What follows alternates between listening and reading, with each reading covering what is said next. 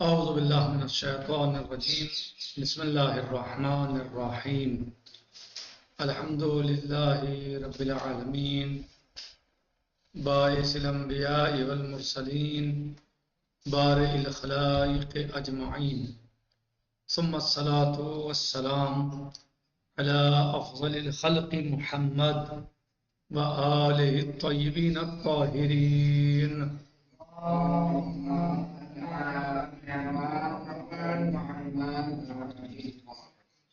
فرجہم۔ ہمارا درس اور گفتگو عدالت پروردگار میں اور اس کے سلسلے میں جاری و ساری ہے۔ ہم نے گزشتہ دروس میں اللہ عز و جل کی عدالت کو ثابت کیا اور بہت ساری وہ چیزیں جو اس کے متعلق تھیں اور یا وہ چیزیں کہ جو اللہ عز و جل کی عدالت کے ساتھ ممکن نہیں ہے، بعض لوگوں کے افکار و نظریات، ان کو ہم نے رد کیا کتاب کے اعتبار سے اور صاحب کتاب کے اعتبار سے ہم نے ان کو رد کرنے کی قدر ممکن کوشش کی اور بتایا۔ کل کے درس میں ہم نے یہی پڑھا تھا کہ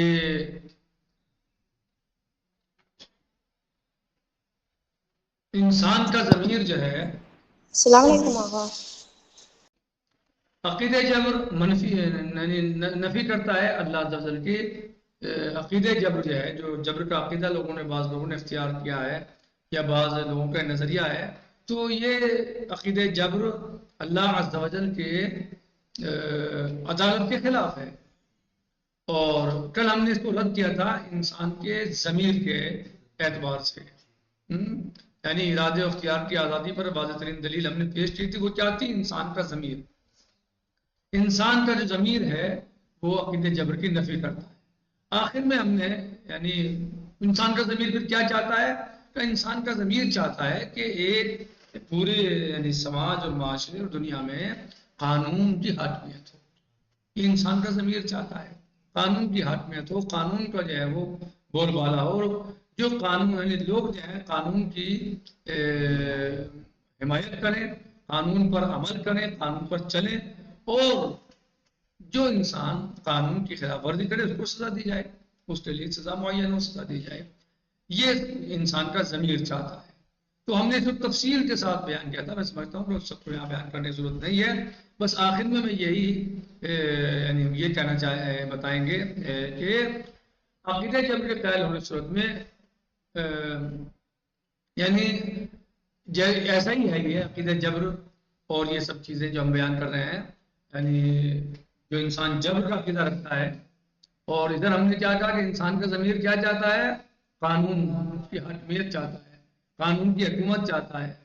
تو اس کے علاوہ یہ کہ اگر جبر کا کوئی انسان جو ہے وہ اعتقاد رکھے، جبر کا قائل ہو، تو ایسا ہی ہے کہ جیسے پہاڑ سے ایک پتھر گرے اور سڑک پہ آ کے وہ پڑ جائے اور اس سے بہت سارے لوگ زخمی ہو جائیں۔ یہ صاحب کتاب نے بیان کیا تھا، یہ جو ہے وہ سے لوگ اس سے زخمی ہو جائیں، لوگوں کو چوٹ لگ جائے، اور پھر لے جا کے اس پتھر کو عدالت میں رکھ دیا جائے کہ صاحب اس پر جو ہے وہ مقدمہ درج کیا جائے، کیس چلایا جائے اس پہ، اس نے لوگوں کو زخمی کیا ہے۔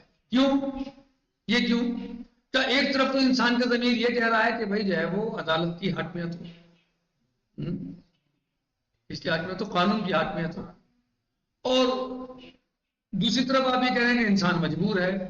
تو یہ مجبور انسان اور یہ پتھر دونوں ایک سے ہو گئے، دونوں ایک سے ہو گئے۔ یعنی پتھر کیونکہ قانون جاذبے سے کہتا ہے جب اوپر سے کوئی چیز چلے تو نیچے کی نہیں جائے، تو پتھر مجبور تھا، پہاڑ سے جب وہ ٹوٹا، الگ ہوا، جدا ہوا، تو سڑک پہ آگے پڑ گیا، گر گیا۔ یہ تو مجبوری تھی اس کی بیچارے کی، وہ خود نہیں آیا بلکہ قانون جاذبیت کی وجہ سے مجبور تھا۔ ایسے ہی آپ کہہ رہے ہیں کہ انسان مجبور ہے اپنے کاموں میں، اپنے ارادے میں انسان مجبور ہے، تو نہ اس پتھر کی غلطی ہے کوئی، ایسے انسان کی غلطی ہے۔ تو پھر یہ کیا کہ پتھر کو تو مثلا جو ہے وہ لے جا کے عدالت میں رکھ دیا جائے، تو یہ غیر معقول ہے. پتھر کو عدالت میں لے جائیں اور کہیں اس پر کیس کرو، آپ کی بات سمجھ میں آتی ہے؟ پتھر پہ کیس ہوگا، یہ غیر معقول. لیکن اگر یہ مجبور انسان بیچارہ جو ہے وہ جرم کر رہا ہے، خطائے کر رہا ہے، غلطی کا ارتکاب کر رہا ہے، تو عقیدے جبر رکھنے والوں کے اعتبار سے تو وہ تو مجبور تھا، پھر اس پہ کیس مقدمہ کیسا؟ پھر یہ انسان کا ضمیر کیسا کیوں کہہ رہا ہے کہ قانون کی حاکمیت؟ تو جب انسان مجبور ہے تو پھر قانون کی حاکمیت کیسے ہو جائے گی؟ مثلا تو یہی کہا انہوں نے کہ عقیدے جبر کے قائل ہونے کی صورت میں ان کے درمیان کسی بھی قسم کا فرق نہیں ہے، نہ اس پتھر میں اور انسان میں کوئی فرق نہیں ہے عقیدے جبر کے اعتبار سے. اور چونکہ کسی نے بھی اپنے ارادے سے پھر انجام نہیں دیا، نہ پتھر نے نہ انسان نے، اور چونکہ کسی نے بھی اپنے ارادے سے پھر انجام نہیں دیا، لہذا ایک کو عدالت کے کٹہرے میں کھڑا کرنا اور دوسرے کو چھوڑ دینا کیسے جائز ہوگا؟ ہم دو رائے پر کھڑے ہیں، یا تو تمام افراد کے عمومی وجدان کو غلط اور خطا قرار دیں، تو جو افراد انسانوں کا جو وجدان ہے، جو ضمیر ہے، جو ضمیر کی آواز ہے، وہ غلط ہے، یہ تو آپ یہ کہیے. یا پھر کہیے اور تمام قوانین، عدالتوں، مجرمین کو دی جانے والی سزاؤں کو ابد اور بےہودہ بلکہ ظالمانہ کام قرار دیجیے. یا پھر عقیدے جبر کا انکار کریں. تو کہا کہ بلا شبہ یا تو ہم اس کو انکار کر دیں، ہم دو رائے پہ کھڑے ہو گئے ہیں، ایک کو اختیار کر دو، یا تو جو ضمیر کی آواز ہے، وجدان ہے، اس کا آپ انکار کر دیں، اسے غلط کہہ دیں اور خطا کہہ دیں، اور بلکہ جو قوانین اور عدالتوں میں مجرمین کو سزا دی جاتی ہے اسے کیا کریں؟ غلط قرار دے دیں، ظلم قرار دے دیں. یا پھر عقیدے جبر کا انکار کریں. یہاں ہم جو ہے پہنچے تھے اور یہ کہا تھا کہ بلا شبہ دوسری بات کو ترجیح حاصل ہے. کیا؟ یعنی عقیدے جبر کا انکار ظاہر سی بات ہے کیسے ہو، یعنی جو ہے وہ ہم عقیدے جبر رکھ سکتے ہیں. عقیدے جبر جو ہے وہ انسانی ضمیر کی آواز کے خلاف ہے، وجدان کے خلاف ہے. پہلے کہہ رہے ہیں کہ قابل ذکر بات تو یہ ہے کہ جبر کا عقیدہ، قابل ذکر بات تو یہ ہے کہ جبر کا عقیدہ رکھنے والے افراد و مفکرین جب عملی زندگی میں قدم رکھتے ہیں تو عملی طور پر وہ ارادے کی آزادی کے عقیدے پر عمل پیرا ہوتے ہیں. یعنی بات قابل توجہ یہ ہے کہ جو لوگ عقیدے جبر رکھتے ہیں اور جب وہ زندگی میں عملی زندگی میں قدم رکھتے ہیں تو عملی طور پر ارادے کی آزادی کے عقیدے پر عمل پیرا ہوتے ہیں. کیونکہ اگر کوئی شخص ان کے حقوق کو پامال کرتا ہے یا ان کو تکلیف پہنچاتا ہے تو اس کو سزا کا مستحق تصور کرتے ہیں کہ بھائی اس کو سزا دی جائے گی، اور اس کی شکایت عدالت میں جا کر کرتے ہیں، اور جب تک اس کو کوئی سزا نہ دی جائے آرام و چین سے نہیں بیٹھتے. ایسے لوگ بالکل نہیں چین سے بیٹھیں گے، بیٹھتے نہیں لوگ. بس اگر انسان اپنے ارادے میں آزاد نہیں ہے تو پھر یہ شور و غوغا اور داد و فریاد کیوں کرتے ہیں؟ یہ جو لوگ کہہ رہے ہیں کہ انسان مجبور ہے، اگر کہیں ان کی کوئی حق تلفی ہو جائے یا ان کی مخالفت میں کوئی کام ہو جائے، ان کو کوئی تکلیف پہنچ جائے، ایذا پہنچ جائے، یہ پھر عدالت میں کیوں جا رہے ہیں مقدمہ کرنے کے لیے، کیس کرنے کے لیے؟ ان کو گھر بیٹھ جانا چاہیے، کیونکہ جس بیچارے نے ان کو ایذا پہنچائی ہے وہ تو مجبور ہے، اور جب مجبور ہے تو مجبور کو سزا کیسی؟ مجبور کو سزا کیسی؟ یہ شور شرابہ اور غل اور فریاد اور داد فریاد کیسی ہو جائے گی؟ کیوں ایسا ہوا ہے؟ بات ہوئی. کہہ رہے ہیں کہ بہرحال عقلائی، یعنی بھائی جب ایک آپ یہ نظریہ اور رائے اور عقیدہ رکھتے ہیں کہ انسان مجبور ہے، تو جب انسان مجبور ہے کام میں، عمل میں، تو اگر تمہارا کسی نے کوئی حق چھین لیا یا تمہیں کوئی ایذا پہنچا دی یا تمہیں تکلیف پہنچائی تو پھر تم کیس کیوں کر رہے ہو؟ اس کو پر عدالت میں کیوں جا رہے ہو؟ بیچارہ مجبور تھا، کیا کرتا؟ تم ہی تو کہتے ہو انسان مجبور ہے، تو مجبور تھا بیچارہ، پھر کیس کیوں کر رہے ہو اس کے اوپر؟ عدالت میں کیوں جا رہے ہو؟ سزا دلوانے کی فراق میں کیوں لگے ہو اس کو؟ اس بیچارے پہ، یعنی مجبور انسان وہ تو مجبور تھا، تو آپ ایسا کیوں کر رہے ہو؟ مجبور انسان کو سزا نہیں دی جاتی. بہرحال خلائے جہان کا عمومی ضمیر اس بات پر زندہ دلیل ہے کہ اس حقیقت کیا حقیقت آزادی ارادہ ہے. اس حقیقت کا اقرار تمام انسان اپنے دل کی گہرائیوں سے کرتے ہیں اور ہمیشہ اسی کے طرفدار ہوتے ہیں، اور زندگی کا ایک دن بھی اس عقیدے کے بغیر نہیں گزار سکتے، اور نہ اپنی اجتماعی اور انفرادی زندگی کی گاڑی اس کے بغیر چلا سکتے ہیں. ٹھیک ہے؟ کیا کہا؟ بہرحال خلائے جہان کا عمومی ضمیر اس بات پر زندہ دلیل ہے کیا؟ کہ اس حقیقت یعنی آزادی ارادہ، یعنی انسان اپنے ارادے میں آزاد. اس حقیقت کا اقرار تمام انسان اپنے دل کی گہرائیوں سے کرتے ہیں اور ہمیشہ اسی کے طرفدار ہوتے ہیں اور زندگی کا ایک دن بھی اس عقیدے کے بغیر نہیں گزار سکتے اور نہ اپنی اجتماعی اور انفرادی زندگی کی گاڑی اس کے بغیر چلا سکتے ہیں. عظیم فلسفی اور علم کلام کے ماہر خواجہ نصیر الدین طوسی رضوان اللہ تعالی علیہ اپنی کتاب تجرید الاعتقاد میں جبر و اختیار کی بحث کرتے ہوئے مختصر مگر جامع الفاظ میں فرماتے ہیں. یہ کتاب جو ہے وہ بہت اہم کتاب ہے. تجرید الاعتقاد پہلے وضاحت میں چلتی تھی، یہ صحیح اچھی کتاب ہے، بہترین کتاب ہے، دقیق کتاب ہے اور عظیم کتاب ہے، اہم کتاب ہے. تو اس میں یہ خواجہ نصیر الدین طوسی رضوان اللہ تعالی علیہ جبر و اختیار کی بحث کرتے ہوئے مختصر مگر جامع الفاظ میں فرماتے ہیں وَالضَّرُورَةُ قَاضِيَةٌ بِاسْتِنَادِ أَفْعَالِنَا إِلَيْنَا. ہماری عقل و ضمیر اس بات کے متقاضی ہیں کہ ہمارے تمام افعال و اعمال کی نسبت خود ہماری طرف ہو. کیا فرماتے ہیں؟ وَالضَّرُورَةُ قَاضِيَةٌ بِاسْتِنَادِ أَفْعَالِنَا إِلَيْنَا.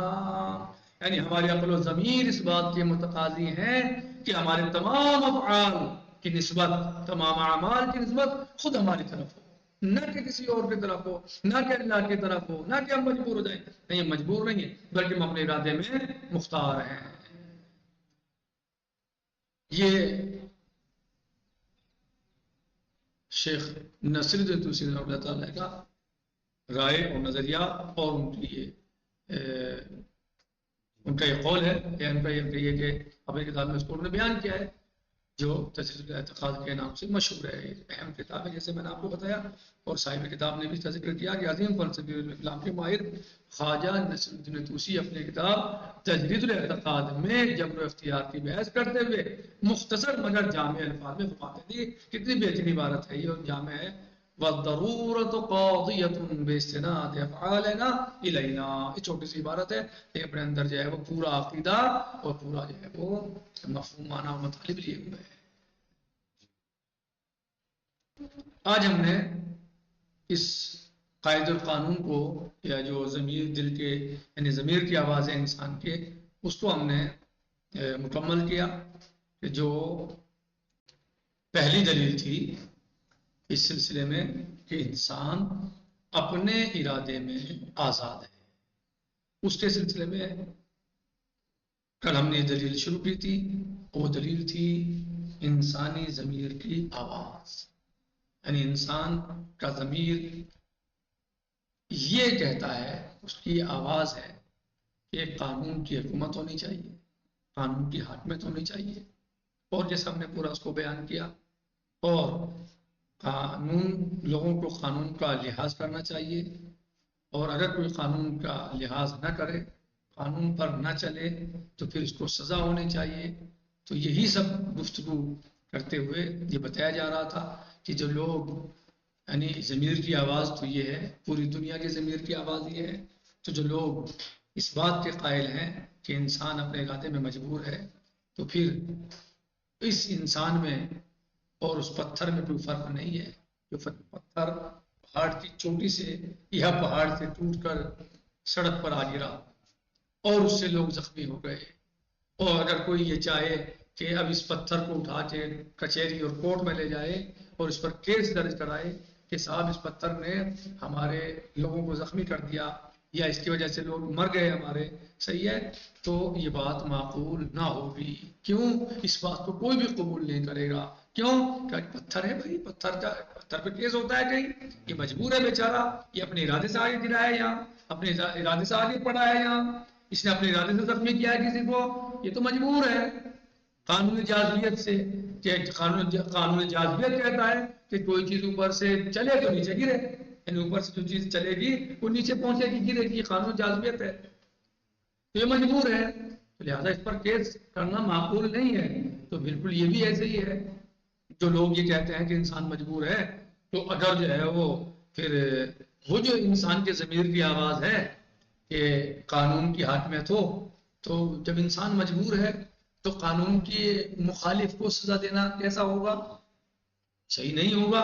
تو مجبور ہے انسان، اور جبکہ انسان کے ضمیر کی آواز یہ ہے کہ قانون کے مخالف کو سزا دی جائے، انسان کو قانون کا پالن کرنا چاہیے، تمام انسان جو ہے قوانین پر عمل کریں، اس کو فالو کریں، اس کو مانیں، اس پر گامزن ہوں، اور کوئی مخالف ہو تو اس کو سزا دی جائے۔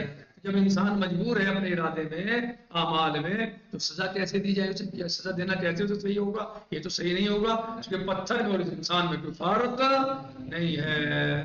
تو اس پہ انہوں نے پھر یہ کہا کہ یہی لوگ، صاحب کتاب فرماتے ہیں یہی لوگ کہ جو اس بات کے قائل ہیں کہ انسان مجبور ہے اور عقیدہ جبر کا یہ نظریہ رکھتے ہیں اور عقیدہ رکھتے ہیں، یہی لوگ اگر ان پر کوئی تھوڑا سا حق تلفی ہو جائے، ان کے ساتھ کوئی ظلم ہو جائے، کوئی زیادتی ہو جائے، کوئی ان کے مزاج کے خلاف کام ہو جائے، تو یہ فوراً جو ہے کورٹ اور کچہری اور عدالت میں پہنچ جاتے ہیں اور وہاں پر جو ہے کیس درج کراتے ہیں کہ اس نے ہمارے پر ظلم کیا، ہمارے اوپر تشدد کیا، یا ہمیں جو ہے ایذا پہنچائی، تکلیف پہنچائی۔ تو ان سے سوال یہ ہے، جب انسان مجبور ہے اپنے کام کرنے میں یا ارادے میں، تو پھر آپ اس کی شکایت کرنے کیوں آئے ہو؟ تو بیچارے نے مجبوری میں انجام دیا، شوق میں تو انجام نہیں دیا۔ یہ اب اختیار تھوڑے رکھتا تھا یہ بیچارہ کہ تمہیں ایذا پہنچائے، تکلیف پہنچائے، تمہیں نقصان پہنچائے، یہ تو مجبور تھا۔ تو یہاں کیوں آئے ہو؟ کیوں تشریف لائے ہو یہاں کورٹ میں؟ جو ہے آپ نے کیس درج کیوں کرایا؟ صحیح کہہ رہے ہیں کہ بہرحال عقلائے جہان کا عمومی ضمیر اس بات پر زندہ دلیل ہے، اس بات پر کہ آزادی یہ ارادہ، یعنی حقیقت یہ ہے کہ انسان اپنے ارادے میں مختار ہے، آزاد ہے، وہ ارادے میں مجبور نہیں ہے۔ اور اس کے بعد انہوں نے صاحب کتاب نے عظیم فلسفی، جو بہترین متکلم اور بہترین کلامی اور بہترین فلسفی انسان ہیں، جن کو تاریخ خواجہ نصیرالدین طوسی رضوان اللہ تعالیٰ علیہ کے نام سے یاد کرتی ہے، ان کی عظیم اور بہترین کتاب ہے تجرید الاعتقاد۔ وہ اس کتاب میں جب جبر و اختیار کی بحث پر پہنچتے ہیں تو وہاں پر یہ بیان کرتے ہیں وَالضَّرُورَةُ قَاضِيَةٌ بِاسْتِنَادِ أَفْعَالِنَا إِلَيْنَا، ہماری عقل و ضمیر اس بات کے متقاضی ہیں، اس بات کو چاہتے ہیں کہ ہمارے تمام افعال و اعمال کی نسبت خود ہماری طرف ہو، کسی اور کی طرف نہ ہو، یعنی ہم اپنے اعمال و افعال میں اپنے ارادے میں مختار ہیں، نہ کہ ہم مجبور ہیں۔ نکتفی علی هذا المقدار، باقی سیجی غدا انشاءاللہ، والحمدللہ رب العالمین، وصلی اللہ علی سیدنا و نبینا محمد وآلہ الطیبین الطاہرین۔ اللهم صل على محمد وعلى محمد وعجل فرجهم وعجل فرجهم فی امان اللہ۔ خدا حافظ۔